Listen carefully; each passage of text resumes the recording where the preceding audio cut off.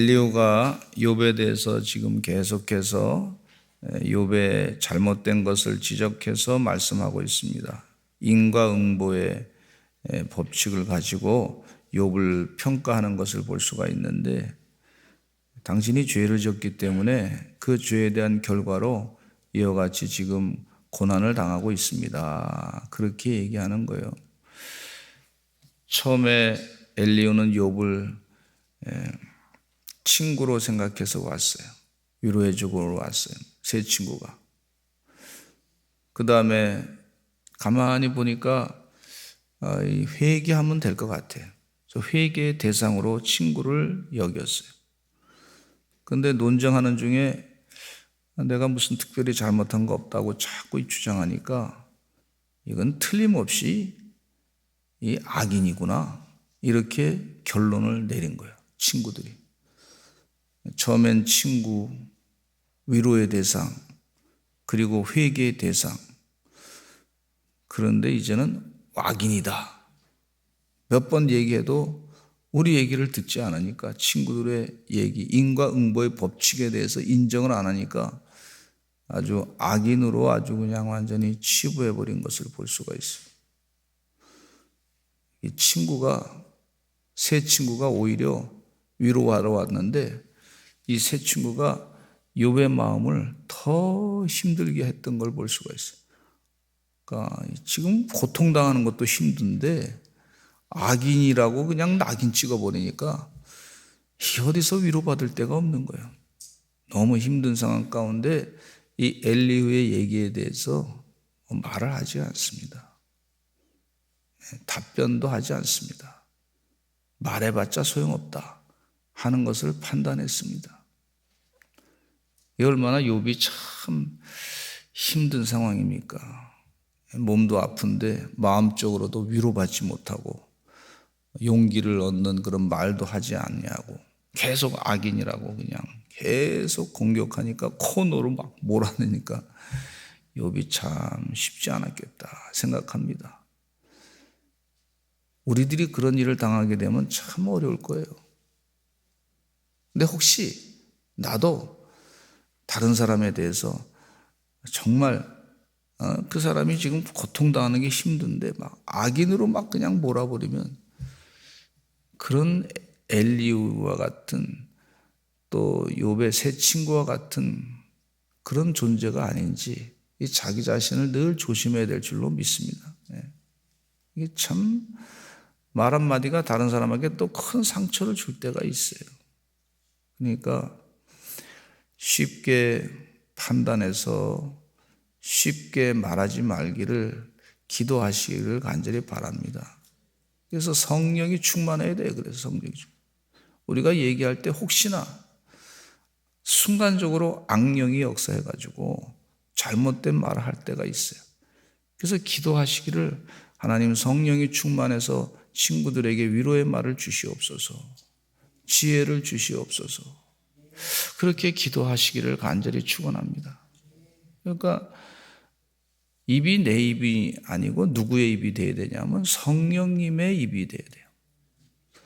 내 생각이 아니고 하나님의 생각으로 바뀌어져야 돼요. 근데 이러기가 참 쉽지 않은데 늘 기도해야 될 줄로 믿습니다. 늘 하나님의 뜻대로 영적으로 바르게 새겨달라고 간구해야 될 줄로 믿습니다. 또 본질적으로 오해받는 일이 있기 때문에 얘기하면서도 나는 참 좋은 뜻에서 얘기했는데 상대방이 받아들이는 게 이상하게 받아들이면 그러면 오해가 될 수가 있어요. 그러니까 기도를 늘 해야 될 줄로 믿습니다. 한번 제가 어느 교회에서 설교를 했어요. 근데 그 설교했는데 죄에 대해서 설교를 했어요. 다 우리가 죄 짓습니다. 그러니까 죄에 대해서 쭉 설교하고 죄를 회개해야 됩니다. 그렇게 쭉 설교했는데 그 성도님이 마음에 좀 확 찔렸나 봐요. 그 전화해가지고 목사님이 나를 대상으로 해서 지목해가지고 설교하면서 죄에 대해서 설교했다고 한 시간을 막 그러더라고. 오해하지 말라고 그게 아니고 성경에 있는 말씀대로 죄에 대해서 우리가 깨닫고 회개하고 그러라고 하는 거라고 그랬더니 아니라고. 목사님이 나를 미워해가지고 그랬다고 막 얘기하는 거예요. 그래서 제가 가끔 죄에 대해서 설교할 때 부담스럽습니다. 성령이 역사해야 돼, 그분에게. 근데 사실은 그때 그 설교를 잘한 거예요, 가만히 보니까. 그분이 찔리게 됐어요, 찔리게. 그 얘기는 무슨 얘기냐면 깨닫고 회개하면 되는 건데. 막 그냥 기분 나쁘다고 감정적으로 막 자기에게 탁 했다고 그러시더라고. 그래서 기도하면서, 설교하면서 기도해 많이 해야 되겠다. 성령이 역사해야지. 오해하면서 들으면 안 되고 또 설교하는 사람도 이게 참 잘 전해야 되겠다. 이런 생각을 갖게 되고 기도를 더 많이 하게 됩니다. 여기 17절에 엘리후가 뭐라 그러냐면 이제는 악인의 받을 벌이 그대에게 가득하였다 이런 말이에요. 이제 당신은 악인이야. 이제 악인의 결과는 벌만 있어, 벌만. 지금 벌을 이미 받고 있는데 앞으로도 당신이 이 문제 해결 안 되고 더 큰 벌을 받을 것이다. 이렇게 저주를 퍼붓는 걸 볼 수가 있어요. 이게 얼마나 힘든지 몰라요. 우리 얘기 안 듣는다고 막 그냥 이 속상하니까 말이죠. 인과응보의 법칙에 대해서 인정을 안 하니까, 그러니까 속상하니까 악인의 받을 벌이 그대에게 가득하였다. 이 저주를 퍼부은 더 힘든 일을 경험을 해라. 아예는 완전히 지금 벌을 받고 있는 중인데 더 큰 벌을 받아야 되겠다. 이렇게 막 저주를 퍼부니 얼마나 이 욥이 힘들겠습니까? 하고 싶은 얘기 막 그냥 속에 있던 얘기 막 퍼대는 거예요. 처음엔 부드럽게 얘기하다가 막 엘리후가 말이죠. 나중에 또 가장 강하게 막 그냥 이렇게 막 저주를 퍼붓는 그 모습을 볼 수가 있어요. 심판과 정의가 그대를 잡았나니 그대는 분노하지 않도록 조심하라. 이제 남은 것은 분노밖에 남지 않았다. 이제 당신은 이제 더 이상 헤어날 길이 없다. 그러면서 아주 그냥 완전히 이 사람들이 이 엘리후가 하나님이 돼가지고 완전히 그냥 욥을 그냥 깔아뭉개는 거예요. 저주를 퍼붓는 걸 볼 수가 있어요.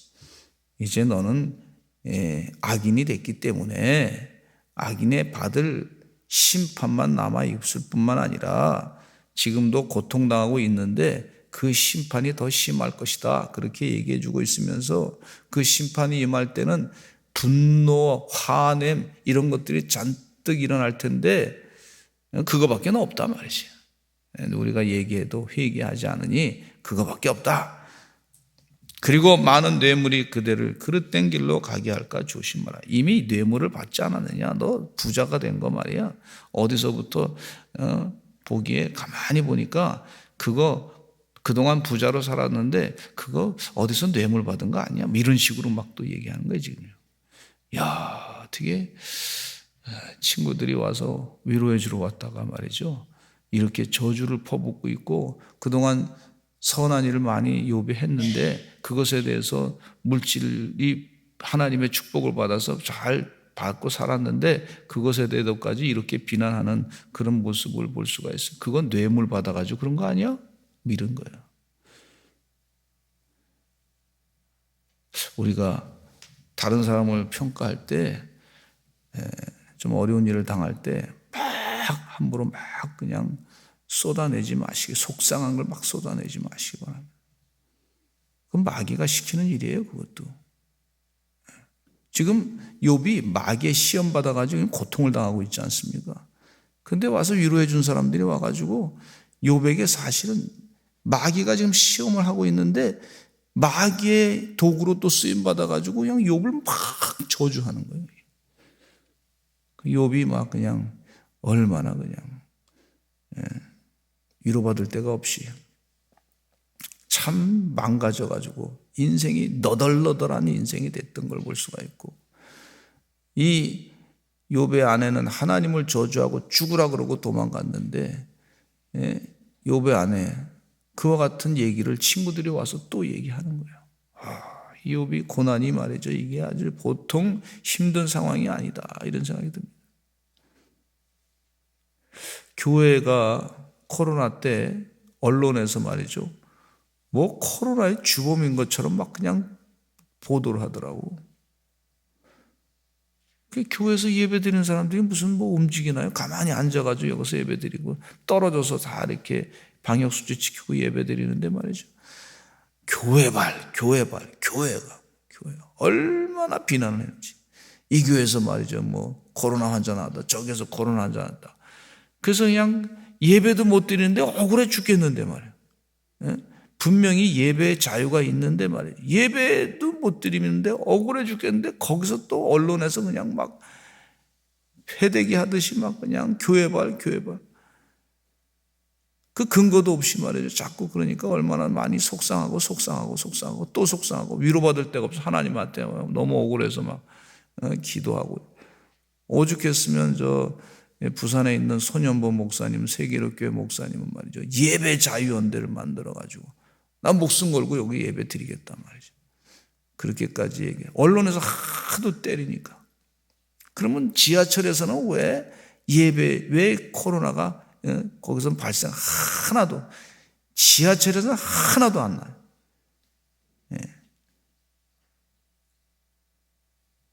이게 우리 사랑하는 성도님들, 언론이 얘기하는 것을 이게 참 공적으로 잘 기도하면서 판단해야 될 줄로 믿습니다.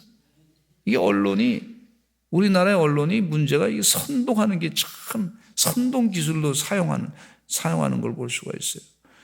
그래서 교회가 아주 무시당하고 멸시당하고 말이죠. 교회가 무슨 큰 죄를 진 것처럼 막 그렇게 돼버렸어요. 다 나쁜 놈으로 돼버렸어. 나중에는 뭐라 그러냐면 교회가 이 집회하는 것도 말이죠. 살인자라고까지 얘기하더라고. 지도자들이. 이게 얼마나 무서운 얘기인지 몰라요. 우리도 혹시 그런 죄를 짓지 않는가? 우리를 돌아봐야 될 줄로 믿습니다. 이 엘리후가 그렇게 하는 얘기를. 그러면서 엘리후가 욥에게 얘기합니다. 비난하기를 19절의 말씀에 보면 같이 한번 읽어보겠습니다. 시작. 그대의 부르짖음이나 그대의 능력이 어찌 능히 그대가 곤고한 가운데서 그대를 유익하게 하겠느냐? 당신이 이미 악이냐? 지금 회개 안 하니까 더 악이냐? 이제 벌을 받게 되는데 이제 아무리 부르짖어도 하나님이 들어주지 않아. 이야, 너 부르짖어. 그래도 하나님께서 들어주실 거야. 응답하실 거야. 하나님께 한번 해봐. 뭐 이렇게 그래도 얘기를 해야 될 사람이 뭐라 그러냐면 부르짖어도 너 아무 소용없어. 이제 누가 들을 사람도 없어. 이렇게 너 회개도 안 하니 뭐 네가 악인이니까 악인이 아무리 부르짖어도 소용없다 말이지.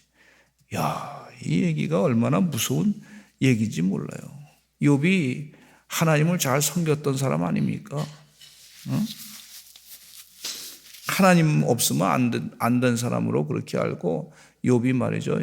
열심을 다해서 생일 잔치가 끝나고 난 다음에 하나님께 혹시 자녀들이 범죄한 것이 없나 하고 또 제단을 쌓고 그 제사를 드렸던 걸 볼 수가 있어요. 그런데 그런 사람에게 하는 얘기가 너 부르짖어도 소용없다. 누가 도와줄 사람도 없다. 아무리 네가 부르짖어봐야 무슨 소용이 있느냐. 뭐 이렇게까지 영적으로까지 아주 그냥 단절을 해버리는 걸 볼 수가 있어요. 네가 아무리 기도해도 하나님이 들어주지 않아. 소용없어. 이제는 끝이야, 끝. 이렇게 단정적으로 얘기하는 것을 볼 수가 있어요. 그대의 능력도 없지 않냐 너. 너가 공고한 가운데서 그대를 유익하게 할 수 있는 게 없지 않느냐. 이렇게 얘기하는 거예요. 그러면서 그대는 밤을 사모하지 말라. 인생들이 밤에 그들이 있는 곳에 끌려가리라 그랬어요.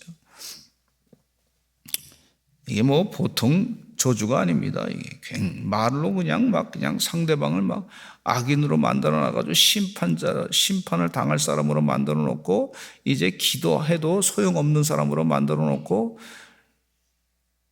이게 얼마나 사실은 이 얘기가 엘리후에게 해당되는 얘기라고 볼 수가 있어요. 사실은 근데 그냥 자기에게 해당되는 것보다도 욥에게 말이죠. 너 잘못했으니까. 네가 다 잘못했으니까. 네가 우리 친구들이 와서 위로해 주는데 이 위로도 안 듣고 그러니까 우리 친구들을 오히려 더 괴롭게 하는 사람이다 말이지. 안 들어주니까 우리가 괴롭다 그러면서 막 속상해하는 그런 마음으로 뿐만 아니라 저주를 같이 그냥 막 하는 것을 볼 수가 있어요. 21절에 삼가 악으로 치우치지 말라. 지금 너 악인이니까 계속해서 악을 행하고 있으니 그대가 환난보다 이것을 악을 택하였느니라 그렇게까지 표현하고 있는 것을 볼 수가 있어요. 하나님께서 너에게 교훈을 무슨 너에게 베풀겠느냐. 이제 너 끝이야. 하나님에 대해서 엘리후가 다 알고 있는 것처럼 얘기하는 거야. 누가 그를 위하여 그의 길을 정하였느냐. 누가 말하기를 주께서 불의를 행하셨나이다 할 수 있으랴. 무슨 얘기냐면 네가 자꾸 하나님을 믿는다고 하는데 하나님을 의지한다고 하는데 너 지금 고난당하고 있는 게 그게 무슨 하나님 영광 돌리는 거야 지금. 인과응보의 법칙에 의하면 너 지금 예수 믿고 하나님 믿고 하나님의 축복 가운데 네가 병도 없어지고 지금 잘 나가야 되는데 하나님의 심판을 받고 있으니 네가 하나님을 믿는다고 하는데 네가 하나님 영광 돌리는 게 아니라 오히려 하나님 영광을 가리는 거야 지금. 이렇게 하나님을 불의한 자로 네가 만들고 있는 거야. 이렇게 얘기하고 있으니 이게 얼마나 참 마음이 욥이 힘들겠습니까? 근데 24절로부터 33절까지 하나님에 대해서 또 그래도 얘기합니다. 근데 이 엘리후의 태도를 다 우리가 받아들일 수는 없지만은 그러나 이 말은 또 하나님에 대해서 일반적인 그런 하나님을 높이는 그런 말은 또 하고 있어요. 같이 읽겠습니다. 24절 시작. 그대는 하나님께서 하신 일을 기억하고 높이라. 잊지 말지니라. 인생이 그의 일을 찬송하였느니라. 그의 일을 모든 사람이 우러러 보나니 먼 데서도 보느니라. 하나님은 높으시니 우리가 그를 알 수 없고 그의 횟수를 헤아릴 수 없느니라. 그가 물방울을 가늘게 하시며 빗방울을 증발하여 안개가 되게 하시도다. 그것이 구름에서 내려 많은 사람에게 쫓아지느니라 그랬어요. 하나님을 자꾸 높여라. 어쨌든 너는 이제 인생 끝났으니까 그러나 나는 하나님을 높이는 사람이다. 이런 얘기예요. 내가 하나님을 잘 높이는 사람이고 너는 지금 고난당하니까 하나님으로부터 저주받고 심판받고 그런 사람인데 나는 지금 너 하나님 한번 높여봐. 나는 지금 높은 자래. 하나님을 높여서 지금 지금 되고 있어. 너 고난 받는 거 보니까 이렇게 지금 너 고난 당하고 나는 하나님 높이니까 지금 괜찮아 지금. 이런 얘기입니다 이게. 우리가 하나님을 다 안다고 하면서 다른 사람을 막 저주하는 도구로 혹은 성경 하나님을 아는 알량한 지식으로 상대방을 막 비난하는 그런 데 사용하지 않는 하나님의 귀한 주의 종들이 되시기를 간절히 축원합니다. 하나님 축복해 달라고 그렇게 기도하세요.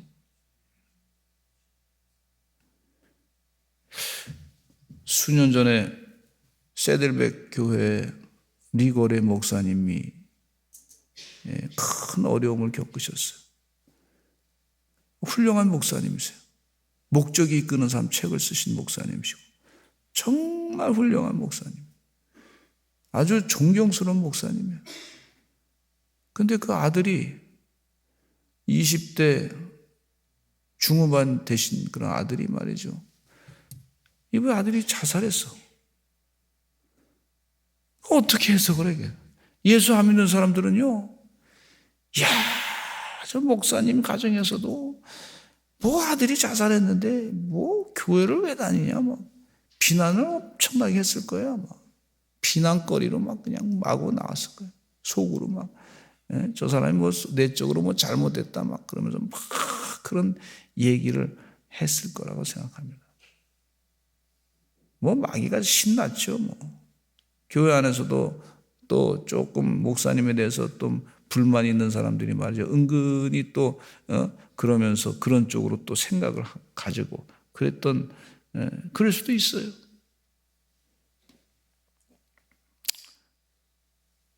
그런데 이 아들이 말이죠. 우울증이 굉장히 심했어. 너무너무 심해가지고 아들이 그 우울증도 병이에요. 질병. 그 질병으로 견디지 못하다가 그렇게 자살했는데 자살하면 안 되지만은 그러나 우리가 마구 비난할 수도 없어요. 어떤 때는. 참 그 어려운 판단이에요. 그 우울증이라고 하는 질병에 대해서 또 우리가 다시 좀 생각을 해볼 필요가 있다 생각합니다. 무조건 잘못했다고 할 수도 없고. 그래서 한 몇 개월 있다가 목사님이 설교를 몇 개월 못 하시다가 다시 나오셔가지고 열심을 다해서 설교하는데 내 아들 죽은 거에 대해서 너무나 마음이 아프다.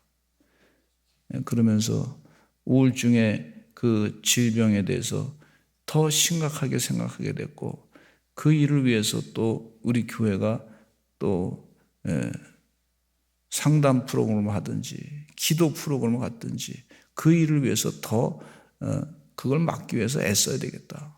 이렇게 얘기하시고 설교를 하시더라고요. 주의 은혜 가운데 하나님 도와주시어서 성령으로 충만케 하시고 하나님이 하신 큰 일들을 우리가 더 어떻게 알겠습니까? 그러나 영적인 판단, 바른 생각 갖게 해달라고 늘 기도하시기를 간절히 축원합니다.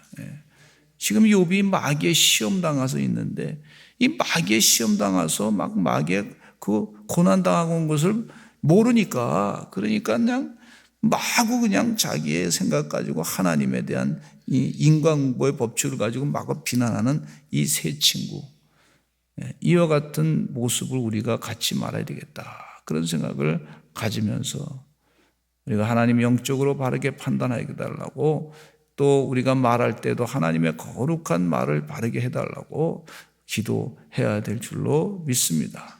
우리 다 같이 주여 많이 하시고 통성으로 기도하시기를 바랍니다. 하나님 도와주시고 역사해 주시어서 주의 축복을 받는 하나님의 종들 되게 하여 주시옵소서. 우리 주여 많이 하시고 기도하겠습니다. 주여